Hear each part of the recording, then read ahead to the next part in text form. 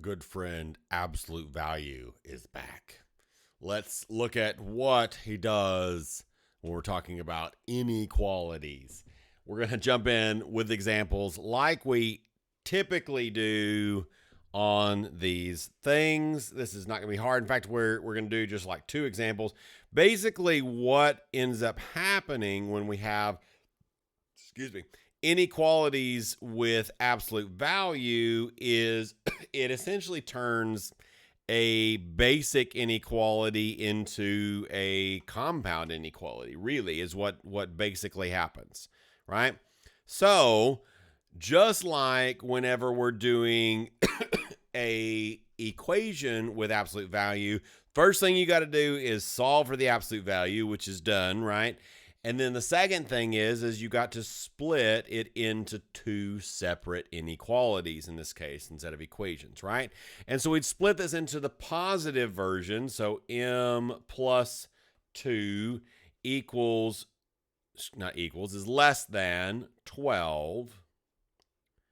Gosh, I'm struggling. Now I even wrote it. How about 11? And then the negative version, right? So negative m plus 2 is less than 11. Now, so this one's easy, right? This one's easy peasy lemon squeezy. We're just going to take it and we're going to subtract 2. Subtract 2. This one cancels. And so we end up with m is less than 9, right? Now, this one is also pretty easy. What we're going to do is we're going to handle this by dividing off that -1 first. Now, remember, when we divide or multiply by a negative, it flips the inequality. So we end up with m plus 2 is greater than 10. And then we got to finish out solving this guy. We're going to subtract 2 and then subtract 2. That cancels, leaving us with m is greater than 8. Now we need to graph it, right? So we're going to draw our number line, and we're going to put our 0 point. We're going to count by ones. 1, 2, 3, 4, 5, 6, 7, 8, 9. So we're going to put a mark at 8 and a mark at 9. They're both going to be open circles. Now it's going to be less than 9, but greater than 8. All right, and so we're going to shade between them. So we're going to put an open circle here and an open circle here. I should have made my spacing a little bit bigger, and then we're going to shade in between them. That's no big deal. Let's do one more example to make sure that we got it. This one's going to have kind of a two-step equation hidden inside of absolute value, but it's not going to be that bad. So here's example 2. It is the absolute value of 3n plus 6 is greater than or equal to 12. So absolute value is solved for, so the next step is to divide it into two parts. So we're going to divide it into, oops, I accidentally hit a button. There we go. I'm going to divide it into 3n plus 6 is greater than or equal to 12. Now, on the other one, we can do this as almost a shortcut. And if you're struggling with these, don't take the shortcut. I know that it's dangerous, but most of you if you're struggling with math stuff because of shortcuts, you're going to take them whether I tell you about them or not, because you're going to figure out them. So if you're making a lot of careless mistakes and stuff on these, especially with negatives, don't do this as a shortcut. So the shortcut would be to just write the positive version and flip the inequality and write negative for that number. So see, we already divided off the negative, basically, is what's happening in that shortcut, right? So we're going to subtract 6 on all these things, right? Minusing 6 everywhere.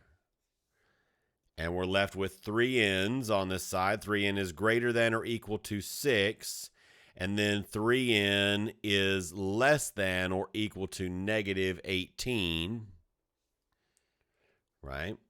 And then we're going to divide 3 everywhere. So divide 3 over here and divide 3 over here and keep on going with it because it's 3's over there too. 3's all around. And you get a 3 and you get a 3, you know, all that stuff.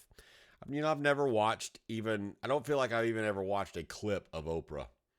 I've never watched the show, never watched a clip. I don't know how I've not done that. It's very strange.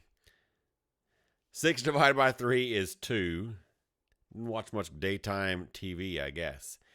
N is less than or equal to -6. All right, let's graph the thing. Graph the thing. So we're going to put our 0 on here and go up 1, 2, and then down 1, 2, 3, 4, 5, 6. We're going to label those. There we go. Now, it is greater than 2 and less than 6. They're both equal to, so they're both filled in circled. Less than -6, I should say, right? Big difference there. Different looking graph. So less than -6 and greater than 2. There it is. The last lesson that we're going to do next is going to be 2 dimensions. So we're going to be graphing lines and then shading on the lines and all of those things. It's not going to be that big a deal. If you did well on the last unit and can graph like gangbusters, then you'll be doing great. Look forward to seeing you there. If you're not one of my students, then excuse me, you can check out everything else we're doing at emberlearninglabs.com. Thanks for joining us. All the lectures for this Algebra 1 course and our pre-algebra course are available for free here on YouTube. It would really be helpful if you would hit that subscribe button. That would help us be able to continue to offer these. And drop a like while you're at it. See you later. Have a great day, evening, night, morning, all the times. Be great.